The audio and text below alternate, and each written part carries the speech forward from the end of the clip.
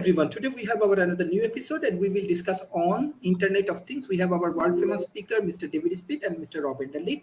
First, I would like to give chance, Mr. David Smith, what you want to discuss about Internet of Things and how it will be helpful for emerging economy or Southeast Asia. Well, Sharif, thank you so much. The Internet of Things is actually a very significant and growing marketplace that will have profound impact, really many different places. Uh, the Internet of Thing at its simplest, though, is it describes physical objects embedded with sensors, actuators, processing power, communication power, and that these sensors or clusters of sensors or nodes of sensors communicate with computing systems by wired or wireless networks, which allows the physical world to become part of the digital world. And many of the Internet of Things sensors tend to be at edge of cloud or embedded into other types of activities. And, you begin to see it. Now, if I go and look at my house here, I have Internet of Things sensors in my home thermostats. I have it in my fitness trackers. I have it in my controller for the irrigation system. I have it in the sensors that help monitor the soil. And I could keep on going with where the Internet of Things are in just my home by itself. Uh, they can be the Internet of Things can be used in the wild and in nature. Internet of Things is a rapidly growing technology that is used in the agriculture industry, and you begin to see them. It's widely used, like I said, in homes, in healthcare, the retail environment, offices, production environments. Factories are full of Internet of Things. All types of other environments, such as mining, construction, gas exploration, in vehicles. Well, the use of Internet of Thing type of sensors in vehicles is just exploding. I was at a reception last night with the person from General Motors who runs that group, and uh, just we were talking about the volume of data that his Internet of Things sensors are generating, and it's out of this world. You see it in cities, you see it all different types, and you're seeing a huge market potential. It is estimated that by 2030, the Internet of Things could be 12.5 trillion. That's with a T, trillion of dollars globally. And it really looks at it in different ways. For example, just the factory portion, the manufacturing portion, well, could hit over $3 trillion by 2030. You look at the human healthcare settings, it could be about 14-15% of that value. So you see them really coming up to speed well. The Internet of Things is made up of so many different components.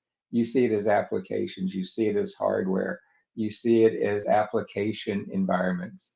The data management of the Internet of Things is critical. Uh, the infrastructure end is a very easy to use infrastructure, and on the other hand, it's a very difficult infrastructure because of security, privacy, encryption, monitoring. And the other thing that's a really big part of the Internet thing is edge processing and control. And this edge processing and control are going to be some of the critical elements that help us make the Internet of Things into what it can be. And like I said, you can see it running everywhere. My smartwatch that I'm running is full of sensors and Internet of Thing type sensors, and we're seeing it Internet of Things going into all type of clothing and other areas as well. So it's really going to create a vast network, and that we are seeing some exciting new approaches to how to manage this in an enterprise view, in a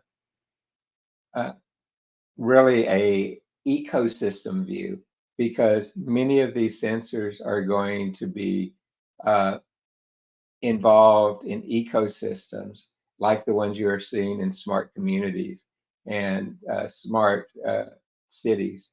Uh,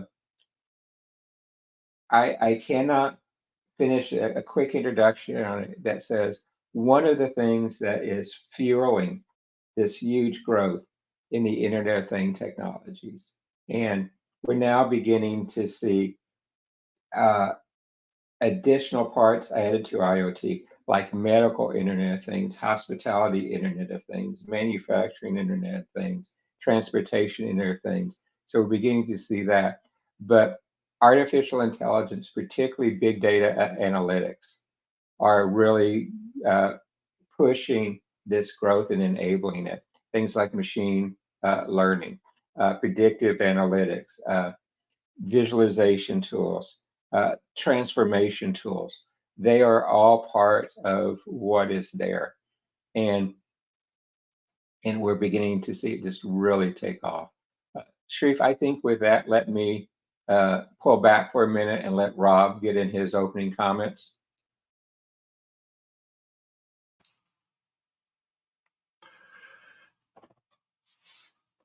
All right, I'll just go ahead and step in. Mr. Rob. With regard, yeah. So basically the Internet of Things just talks about the massive number of things that are connected to the internet. It's not a lot of depth here. What we were mostly initially focused on were things like automating switches, security cameras, and remote sensors, collecting massive amounts of data that nobody seemed to know what to do with. In fact, that's been one of the problems, particularly with regard to connected cameras. The file sizes are kind of problematic, and when you're trying to secure a site, those file sizes, those files can aggregate and create constriction problems, traffic problems, and so the end result is a lot of the development that's been going on recently is to create much higher levels of compression. In fact, I was at Intel's innovation event this last week, and one of their features was a new kind of very high speed, in-depth compression to handle these kinds of files. And another effort, I was on a conversation with Lenovo just yesterday, is to place technology closer to the edge. It's called edge computing. It's kind of layered on top of Internet of Things. And Lenovo has a new ThinkEdge SE455v3 server that's designed to support sensors, cameras, and the rest of it, but do so at the on-premise, do so at the remote location. And then it would curate the data and just pass forward what the central office needed, lowering the overall traffic levels going across the network. And that's important because as we increasingly put more and more things on the web, we are increasingly having fairly significant traffic problems with regard to the amount of data we're moving. And not to mention, we're introducing latency. And latency can be problematic if you're trying to react to what the sensor or the individual is doing. I mean, we're certainly seeing it in video gaming when you introduce latency, you just can't respond as quickly, and you're not performant, you're not competitive. Well, that's really problematic if you're talking about sensors that are trying to control traffic, for instance. You don't want a large delay between when you sense there's a problem and when you respond to the problem. So, for instance, if you've got an emergency vehicle coming through and you're trying to change the light so the emergency vehicle has green lights, a significant lag can mean the lights don't change until after the emergency vehicle is either in or too close to the intersection, and you're going to have accidents. And so you need that. You need to maintain low latency, but you also need to make sure that the information is being transferred completely. And here lies one of the difficulties I think we're currently going to deal with. And I'll give you an example. I ran into an issue a few years back where I was talking to a forensic analyst. And a forensic analyst is a particular type of analyst that goes in and looks at a problem and tries to determine the cause of the problem in order to correct it. And this firm was hired to go in and understand why Amazon customers were reporting excessive times for delivery. I mean, when delivery is promised in 3 days, people weren't getting their packages for weeks or months. And it wasn't showing up on any of Amazon's reports. If you know Amazon at all, they're a heavy investor in Internet of Things, heavily instrumented. They pretty much know where everything is at any given point in time. But here they had customers complaining that the packages were being delivered weeks late, and none of their reports were showing a problem, but everything they had was showing that stuff was happening on time. So the forensic analyst, as part of a forensic accounting firm, went in to take a look, and what they discovered is that a manager at one of the regional distributors had decided it might be more convenient, rather than delivering to a local a distributor. In other words, what would typically happen is the package would come into the regional distributor, the package would transfer to a local distributor, and that local distributor would do the last mile delivery. But he decided that was since he had a lot of deliveries right around the distribution center, he decided he was going to deliver those things himself. And those were the deliveries that were late. And the mistake that was made is, because the rule was that regional distribution centers would not deliver to the end user, any information on end user deliveries was not communicated back to the central office. They just, because they said, since it's not happening, why should we capture the data? And so the data was intentionally not being captured, and that's why headquarters didn't know what was happening. It's because a manager had acted outside his authority to fix a problem that probably really wasn't a problem, and created an even bigger problem by doing so. And there lies the problem when we're curating data. If you've got for instance, a security camera, and it's scanning for people, and the person obscures their appearance, it might not pick them up. Or if you're scanning for people and you have some type of wildlife incursion, which can create problems, a power plant that suddenly has a large wildlife incursion, some wildlife will chew on wires and cause issues, or get trapped inside and die and do damage trying to escape. But if the cameras aren't capturing that activity, you won't dispatch a truck to take care of the problem. So your first inkling you've got a problem is when you've got a failure. And so you've got to be really careful with how you curate this data to maintain your traffic. Because if you over curate, if you cancel the data that you need in the central office, then that very information that you need to make decisions won't be transferred, and you'll be operating blind, and that can be problematic. It would be particularly problematic in a military situation. Military uses an increasing number of Internet of Things like devices, autonomous observing drones, sensors that are planted around on the ground, sensors that are put on soldiers, sensors that are put on equipment, and those sensors report back, and from those reports, the commanders can determine what the readiness of their field units are. How much ammunition they've got, whether they're operable, whether they're healthy, or whether they're under attack. And if you really want to see a problem, military data is a huge problem, because they're often dealing with active efforts to block transmissions. And so the amount of data that you can get may be curated for you because of the signals being blocked. And so you still need to make sure that you can get through the information that command needs, and that the other soldiers need, conversely, so that you can place your field units in the appropriate positions. And so you're aware of problems either at or before they occur, so you can respond timely. But if those signals are compromised, if those signals are over curated, if those signals can't be trusted, then you're not only not any better off than you would be without the signals, you'd be worse off, because you may be getting erroneous information that you're basing decisions on and putting people in harm's way that otherwise would be safe. So it's really important, as we look at this, that we make sure that the critical data coming from these centers, that coming from this Internet of Things environment, is flowing through it with enough veracity to assure that decisions are made accurately. And this is, David brought up artificial intelligence. Increasing these decisions are going to be made by machines. And we know fully well, if the machines receive bad information, they are absolutely going to make bad decisions, and they're going to do so at machine speeds, not human speeds. And so you could get a cascading set of problems where the machines are making bad decisions, and a human can't intercede in time to stop a catastrophic outcome. Say, for instance, if the sensors are compromised in a water treatment plant, much like they were forcefully, like the data stream was forcefully compromised a little while back in Florida, and suddenly the water treatment plant starts over chlorinating the water. And what almost happened in Florida is a large portion of one of the cities was almost poisoned to death. And if that information came in that was inaccurate with regard to the chlorine introduction, and that resulted in excessive chlorine introduction into the water, you could kill a lot of people. So it is incredibly important that the veracity of the information is maintained. Now, speaking about veracity, and I'll make one more comment, and then I'll pass back.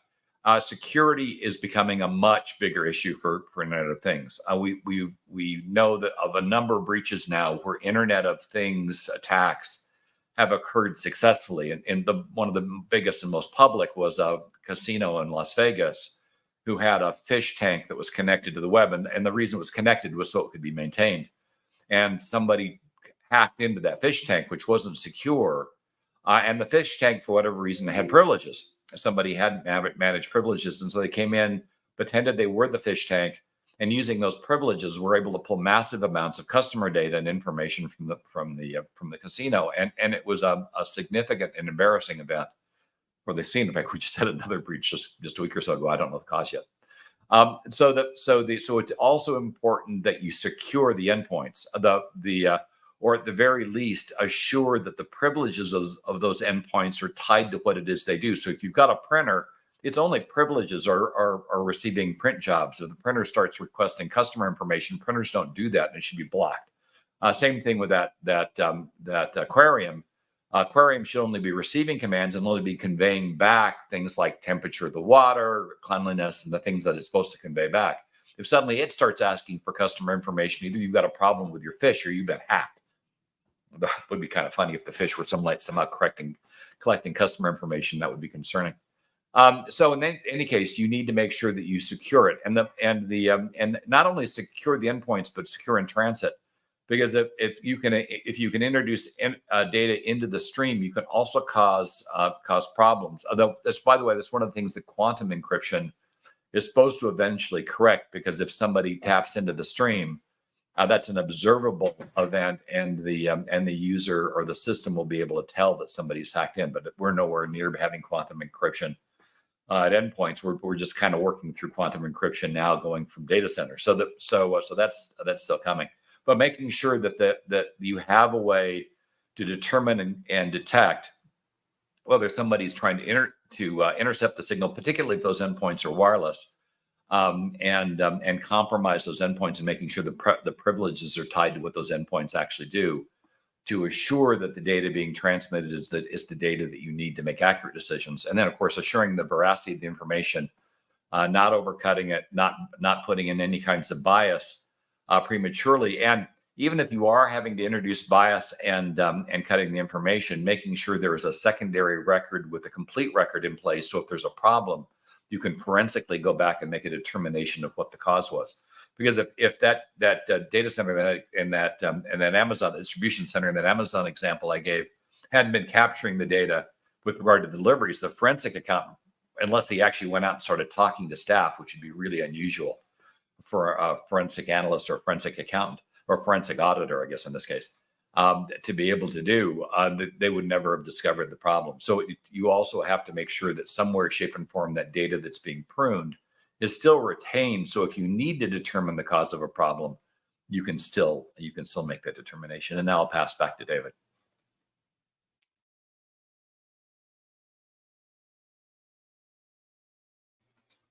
Rob's great comments on there. I see some of the comments about the example you used too, is that, we see that there's many different places where things, my favorite Internet of Things story is people hacking into each other's thermostats and changing them to be either extremely cold or extremely hot and driving people crazy. So that's an innocent one, but boy, it shows a lot of the vulnerabilities that can happen there. And also the question from Daniel about the semantic web. Yes, the semantic web can support it, but actually, if you look at the vast majority of the Internet of Thing type of sensors is that they are connected into their own sensor webs many times. Uh, Being here in Texas with an extremely hot summer, I have seen an explosive growth of Internet of Things moisture sensors going into farms, going into different places, water level sensors. Uh, and the use of those is just exploding to help us manage in times of uh, a lot of change.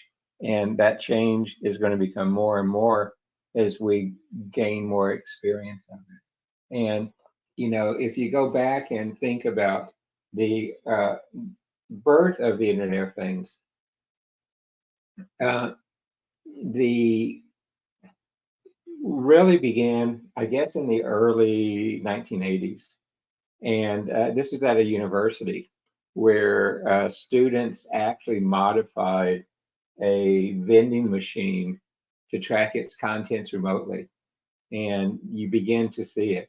But the term the Internet of Things was coined by a computer science who was at Procter and Gamble in 1999. And his view was putting RFID chips on products to track them through the supply chain. And those RFID chips and the evolution of what came after them is really where we got this start. Around the year 2000, we saw the first smart refrigerator. And you see places in the autonomous cars where the amount of sensors are just tremendously taking off there and can be used there. Now, there again, as Rob was pointing out, and as I was beginning to point out too, there are some concerns, and some of those are pretty intense right now. Security and privacy. I mentioned it before, Rob mentioned, I'm going to come back to it, is because many of the Internet of Things sensors are small devices that are connected, many instances wireless. Uh, there's not a lot of computing overhead that can be used there. So the security risks are high. Many of them are vulnerable to hackers and other cyber threats, which not only can uh, compromise the security, but also the privacy of sensitive devices, of data. Uh, in many manufacturing, such as pharmaceutical manufacturing, semiconductor manufacturing, there is an explosive growth of Internet of Things. The car, it has been demonstrated many times that many of the smart cars, their sensors and their systems can be hacked and broken into. Uh, uh, we have seen attempts in healthcare and many other places, and those vulnerabilities of both security and privacy are great. There's big interoperability issues.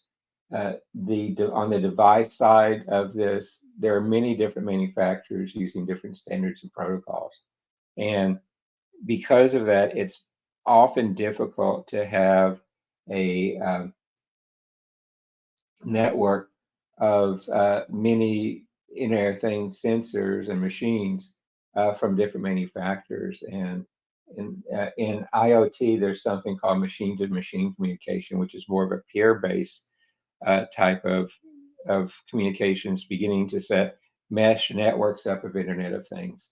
And it makes them, it's difficult to do it because of interoperability issues. And there's also the same type of interoperability issues with the different ways that data is collected, packaged, and broadcast, which makes it extremely difficult to integrate and analyze that data. But there's also a tremendous amount of data overload. Many of these Internet of Things sensors are transmitting 24 hours a day, 7 days a week. And it's sometimes very difficult to separate what is important versus what's not important out of that stream, which can really uh, lead to data overload. And there is cost and complexity. Many of the Internet things, the sensors are inexpensive or moderately priced. Some of them are very expensive. But what you have to do is create a system for them. So you're investing in hardware, you're investing in software, you're investing in software both at the point of the sensor and other places in your infrastructure. And you have to invest in the infrastructure. The other thing with IoT is there is not a lot of human capital, not a lot of people who have the specialized skills and expertise in dealing with IoT. And as we both alluded to, there can be some regulatory and legal challenges of it, and we're seeing those with both, as we said, data protection, privacy, cybersecurity, the regulations built around them, the regulations with data governance and how data has to be uh, treated in from a geospatial context. Uh, and as you get into healthcare, there's all the type of healthcare rules and regulations, and many of the others too. So those are some of the significant challenges which you see with Internet of Things technology today. The range, though, of Internet of Things is really driven by, I guess the best way to say is human imagination. And many of the applications have strong commercial applications, some a quality of life application. But all of this points to, because it is so pervasive in so many different industries and things, there is a lot of opportunity for it. Uh, and uh, that the ability to be innovative, to create new companies, new products, to advance the science of Internet of Things is out there for both developed and developing nations. There is another thing in that many of the Internet of Things type sensors can help support sustainability. And the WEF did a study a couple of years ago in looking at, I believe it was around 1,000 of the IoT developments, and that 84% of them can address the UN's Sustainable Development Goals. And that is a pretty interesting percentage. And that is at the beginning parts of the curve of growth and deployment in there. The other place that we're seeing Internet of Things pop up a lot is in, for example, in policing, to help us connect and map areas, provide situational awareness, provide early warning, particularly with the conflict in Ukraine. We're seeing a lot of IoT sensors being deployed in there, and begin to have a fairly significant effect as we see that. The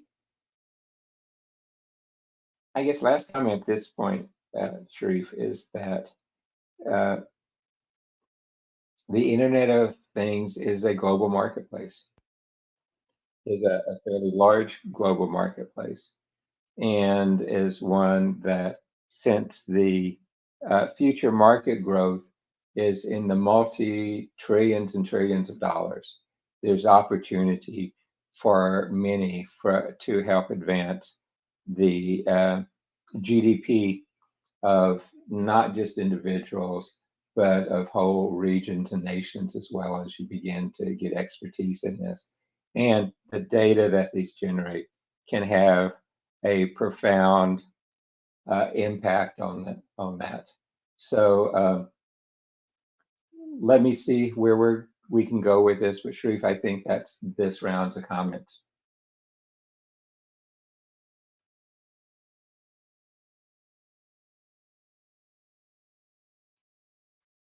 Okay, I'll pick up here.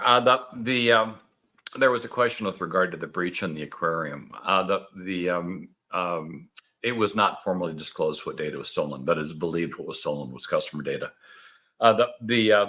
The interesting thing about some of these breaches is the level of disclosure could probably use some work. I was involved in covering a breach a few years back in a large pharmaceutical company where the attackers spent a year going through the company and pulling out employee data, and then and one day sent out notices to all the employees, not the managers, the employees, that the company had been sold and they needed to provide their banking information in order to get their final checks.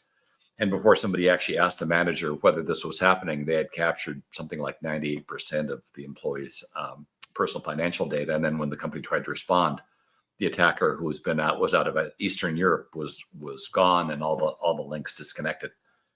Never was clear whether anybody actually got hacked as a result of that, which is kind of interesting. But the fact that that was never reported in the first place was fascinating as well. That just lets you know that we have a lot of breaches going on a regular basis that are not reported, and some of them can be rather significant. But back to Internet of Things, the level of connectivity is increasing algorithmically. David mentioned automobiles. With cars, we've got a concept called V2V, or vehicle-to-vehicle technology, that will allow the cars to talk to each other, and this will allow things like if a car in the front sees say a large pothole, it will report to every car that's going down that road that there's a large pothole there and that they need to avoid. Or if you've got a lot of cars driving at speed and close tolerance, in other words, inches with each other's bumper, the first car can direct the entire chain to brake at the same time and avoid a collision. Of course, the issue is going to be if a human enters that particular chain, you're going to have an immediate accident because a human can't act as quickly. And that's one of the reasons why a lot of us think that once we get autonomous cars, people aren't going to be able to drive on the road much longer, much like what happened with horses. But these things are all connected, and they're all happening at once. And when we have the vehicles talking to the infrastructure and to each other, preserving the veracity of those data streams is going to be incredibly important, because, of course, if the cars misreport a problem, you're going to have issues. Or if the cars are told that there's a problem that doesn't exist, you're going to have issues. And the idea of having a whole bunch of cars going rogue on the freeway is not what any of us that would be riding those cars would want to contemplate. And it's not the only thing. We've often heavily instrumented commercial aircraft. We're increasingly instrumenting trains, and modern ships are heavily instrumented and connected as well. And it's going to get a lot more connected going forward. If you Intel briefing a week or so ago, they went through what their thoughts were with regard to cars in the 2025 to 2030 environment, were electric cars. And they're really different than ICE cars. The first generation electric cars, with the exception of Tesla, were largely built around ICE concepts, where the common elements, the entertainment system, driver control systems, all tended to be the same ones that were used in ICE cars, and they each many times had their own networks and their own protocols. While the electric car system would be on its own network and have its own protocols. Well, after about 2025, everything's going to be on the same network with common protocols, and that's going to simplify the automobiles in terms of repair and maintenance a lot. But we'll also open the automobiles to security compromise, because part of what's protected cars from being compromised are all these networks are a pain in the butt to hack. And while we had examples like somebody was able to hack into a Volkswagen a few years ago coming in through the tire sensors, those are still relatively rare. And the fix, of course, was to make sure the tire sensor system could not overcome any of the other operational systems in the car. A simple aspect of, again, blocking the IoT element and making sure it could only do what it was supposed to do, which was report a tire problem. It wasn't supposed to do something like start the car, turn off the car. So you don't expect tire sensors to do that. But the initial implementation was not informed, and the end result is tire sensors became a problem. Currently, we've got issues with, I believe it's Hyundai and Kia's, where people are able to hack into the security network and take the car over and hijack the car or steal the car without the owner present. And that's been a significant problem that's forcing Kia and Hyundai to reevaluate their own networks and technology. We're going to have some real growing pains, I think, for the next few years as a result of this. But once we get everything on the same network, security becomes much more critical because it becomes much easier to hack the entire car. Everything's on the network. And so back to that casino example, you really do in that case need to make sure that the sensors are not able to do anything beyond what they're scheduled, what they're designed to do. Because then you could suddenly do all kinds of things with that automobile. And with a self-driving car, one of those things would be to steer the automobile, and that would really be problematic. It's now a case of just assuring the environment, and by assuring the environment, reducing, it's kind of funny. Complexity kind of worked for us for a while because it made it very difficult to break into things. But that same complexity is now working against us because it's making it harder to secure things and more importantly, harder to maintain them. So getting everything on the same network and talking to each other means you can get comprehensive kinds of solutions. You get a flat tire, the car can pull over to the side of the road and stop without crashing into a barrier, which if you've ever seen somebody get a flat tire and a front tire, happens way too often because we don't train ourselves to how to deal with flat tires and people overcorrect and it creates an accident. Well, you don't want the car to do that. You want the car to react appropriately to the flat tire. But again, now the sensor is being able to send information that will cause the car to react. And so it's not just making sure the sensor is only sending the proper information, but it's making sure the sensor is sending accurate information. So suddenly somebody with 4 good tires isn't being pulled to the side of the road and stopping so the car can be hijacked or the individual robbed or assaulted. So these are the kinds of problems we'll be looking forward to, or not looking forward to seeing as this technology advances, unless we better secure the automobiles. BlackBerry is one of the companies that's working in securing the automobiles. They have a QNX operating system that is predominantly used in nuclear plants and in car security, and that is being held up as the golden example of the technology that should be used because it's secure at its heart. But it's not the only operating system that automobile manufacturers are using. Some are using derivatives of Linux. Some derivatives of Android. We're going to be doing derivatives of Chrome. There's Windows technology floating around in there as well as some of the stuff, though, to a large extent, the Windows stuff, I think, has bled pretty much out of the industry now. There are a lot of issues with regard to Windows really not being the kind of operating system you want operating a car. You want something that's much more like an RTOS, a real-time operating system, and not so much like a full operating system, because you don't want an operating system that's more capable than you need it to be, because that does create an exposure. And it creates overhead. So as we move to kind of a smarter environment, and I expect this to be mostly sorted by the mid-2030s, we're going to have to go through a lot of learning with regard to dealing with complexity, dealing with security, and dealing with the veracity of data, and making sure that we don't have unintended bias being introduced to the system, or if we do have bias, we're able to overcome it with algorithms, notifications, and management decision-making insight that can be used to make sure that the decisions aren't being mismade. So it's an interesting new world. Just be aware that often in the future, we're going to be seeing some real interesting changes, because one of the other things we're talking about doing is making a lot of things that are wired wireless. And with regard to the Internet of Things, one of the problems is you can make them wireless with regard to data, but it's been difficult to make them wireless with regard to power. That's being worked. We now have broadcast power solutions. They're at least good enough to power a sensor, and maybe shortly good enough to power lights. And you can imagine then that if you have something that breaks in an automobile without having to worry about the wiring of the wiring harness, you just plug it in within range, go through a pairing process, much like you use for Bluetooth. It now pairs with the car knows what it is, and you're up and running without the wiring. And if you have an accident or a problem or something that causes damage to that part, instead of having to rewire the part, which adds a certain amount of cost of being worried about shorts, which is common, particularly in older cars, you can just plug in a module and you're good to go. It would certainly simplify a lot of things now that we've gone to things like LED lighting, which can last for decades as opposed to years, and have just full-on replaceable modules. The automobile industry, of course, we've got a major strike going on here with the UAW at the moment, is very concerned about this, because as we move to both artificial intelligence and this modular approach, robots are going to be able to install this stuff far more easily than people can, and so it's going to lead to a much higher level of automation. And if you go into factories right now, automated factories, those robots are part of the Internet of Things. Early robots were to a large extent isolated, controlled by numerical control technology. and programmed individually. Now they're pretty much all networked, and everything's talking to each other. So if you've got a problem on the line, you can shut down the entire line and go forward. But if those things again are compromised, you could destroy an entire line. And if you bring a line down, it can take, depending on the technology, it can take days to weeks to bring the line back up again. It's particularly problematic in areas like fabrication. And here we talk about microprocessor fabrication, where if a line goes down, it can take months to bring the line back up again, because you have to purge the line, make sure that you've removed all the contaminants because the tolerances are so tight, and then assure that the line, when it comes back up again, will function. And so bringing a line down catastrophically is not done cavalierly because of the cost and time it takes to bring the line back up again.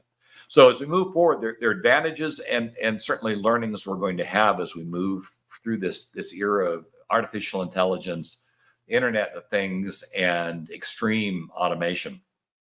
And all through that is going to be this critical aspect of making sure we secure the data, we assure the data, and that we make sure that we've got remedies in place in case something goes out of line, and that we can respond at machine speeds to any resulting problem. Because with the speed things will be happening, for instance, in a factory that's not supposed to have people, if somebody walks into the factory, you're going to have a dead person unless you can adequately detect the person and stop the equipment or route the equipment around the factory, around the individual that's entered the factory.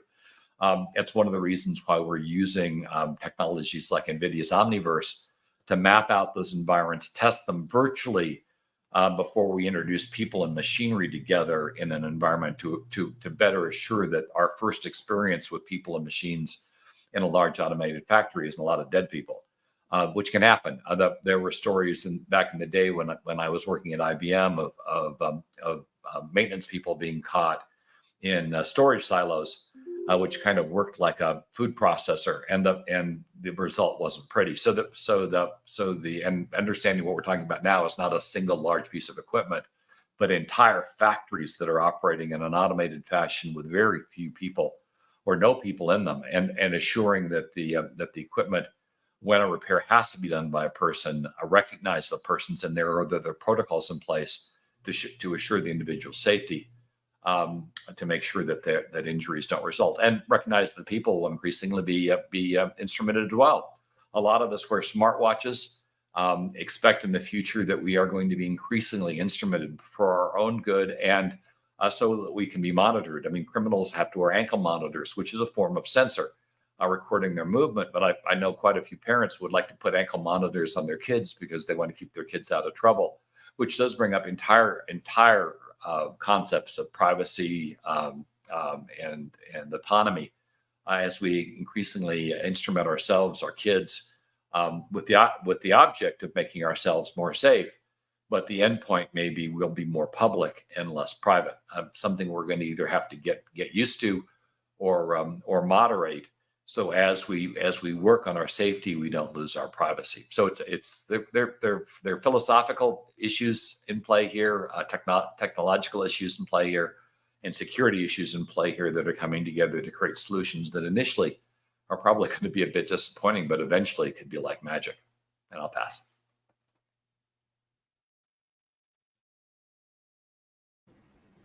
Mr. David Smith, what's your concluding remarks for today's session? Well, Sharif, thank you so much for letting both myself and Rob be part of your session today. Always enjoy reaching out to your audiences.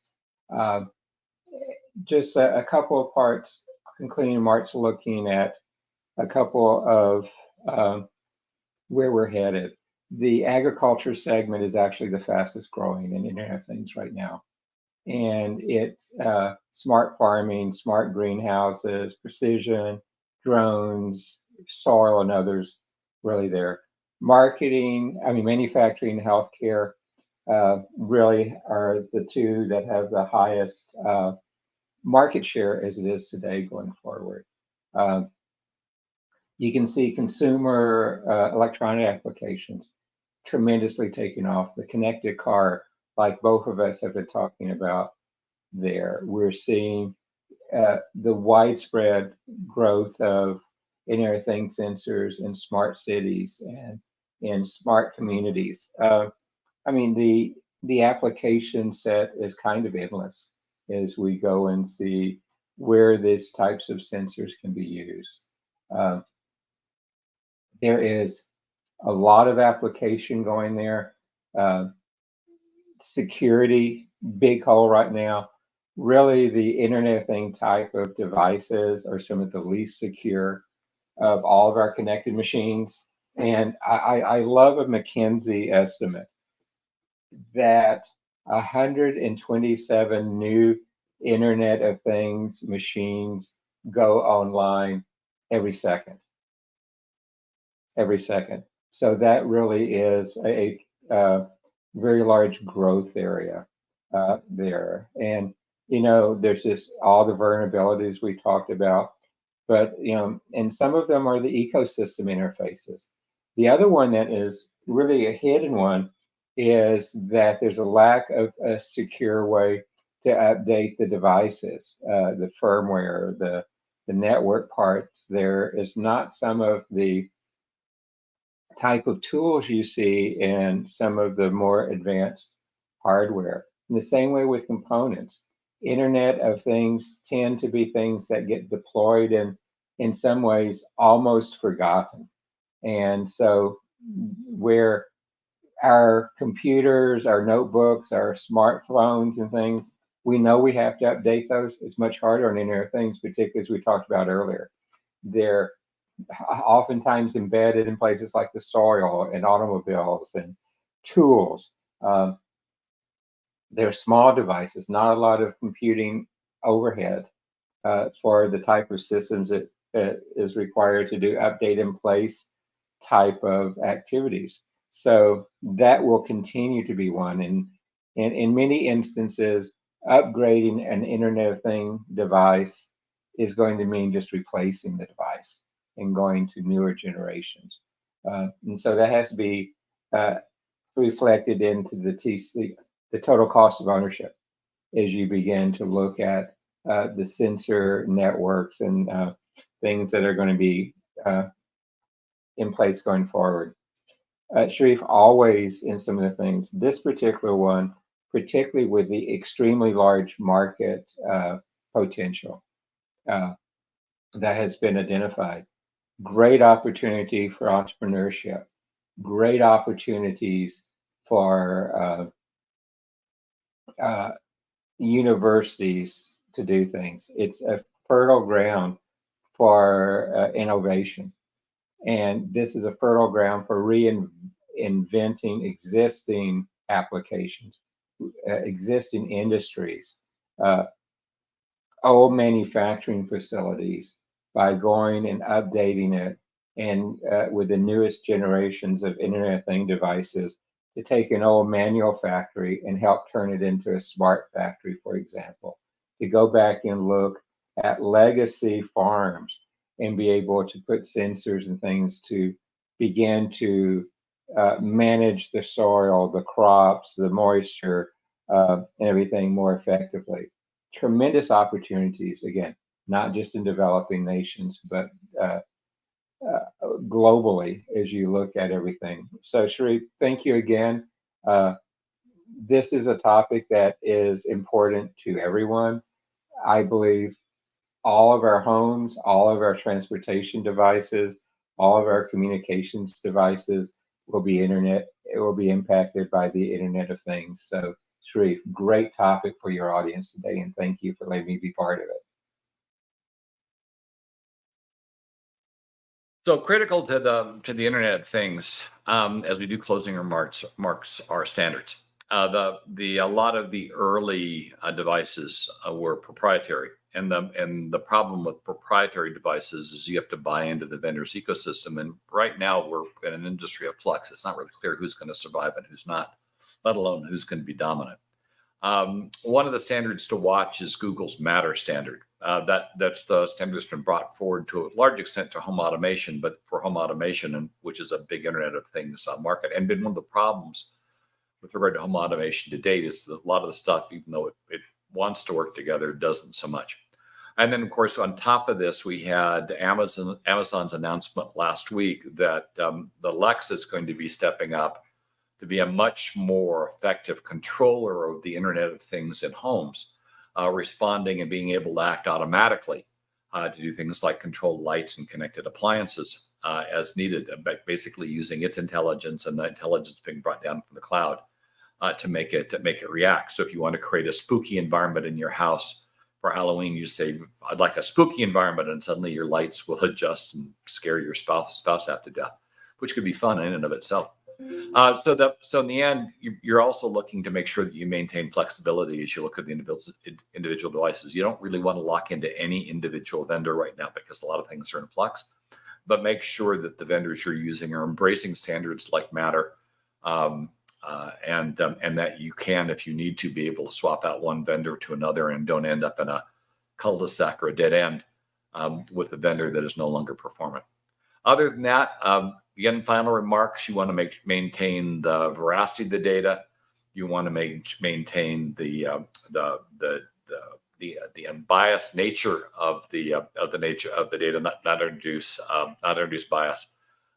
You want to be able to secure the network and the devices, and you want to make sure, as David pointed out, that you've got a path to update and flash the devices, because you've got to do that locally. The labor is going to overcome you pretty quick.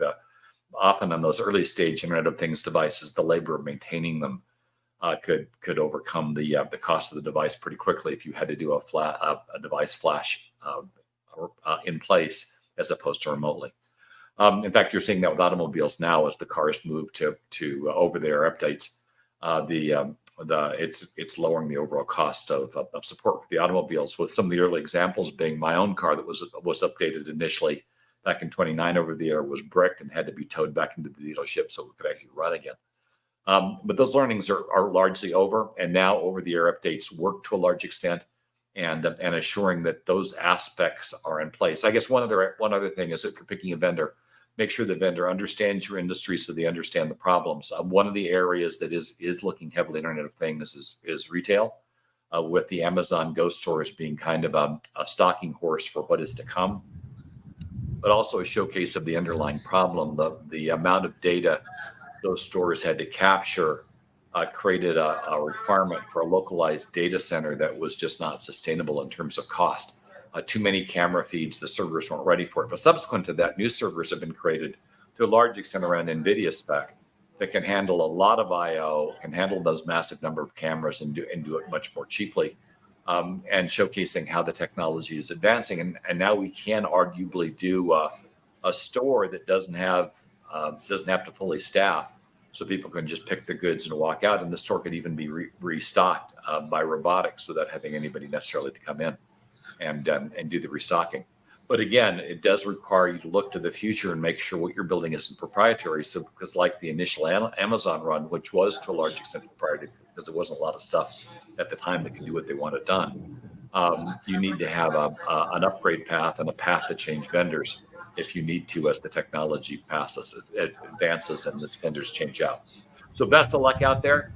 I think we're going to have a long period of time where we're getting adjusted to the fact that we're all heavily instrumented, and we'll need to be focused on the fact that as we become more secure and as this technology becomes more capable, we don't give up our privacy and some of our rights. And I'll pass back to Dr. Sharif to close us out. Thank you, everyone. I request all of our audience, please share our content as much as possible. Thank you. Bye bye, and take care.